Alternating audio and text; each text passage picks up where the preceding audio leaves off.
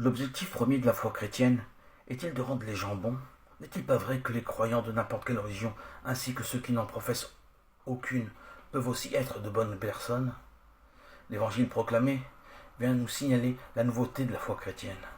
La foi est une expérience personnelle à la rencontre et à la suite de Jésus, en qui le disciple met toute sa confiance. Il ne suffit pas d'être bon pour être chrétien. Jésus nous invite à aller au-delà de la bonté.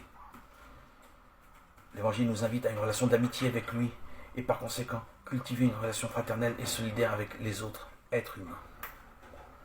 Dans cette scène choquante, le riche jeune homme et Jésus sont passés de la joie à la déception. Le jeune pour se sentir incapable d'abandonner sa sécurité et Jésus pour avoir reçu une fois de plus une réponse négative du jeune homme qui représente cette énorme partie de l'humanité d'hier et d'aujourd'hui. La réaction des apôtres n'est pas non plus surprenante. Aujourd'hui, nous pensons nous aussi que sans argent ni sécurité, nous ne pouvons pas faire grand-chose.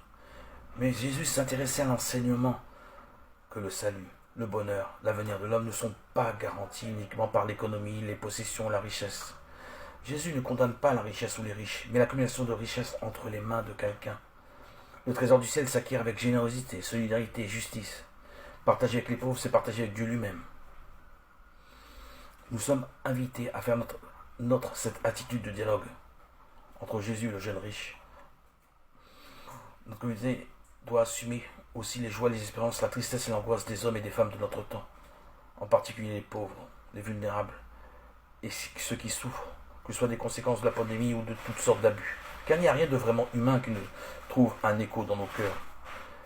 Les paroles s'adressent au cœur de chacun, de nous, afin que chacun réponde généreusement.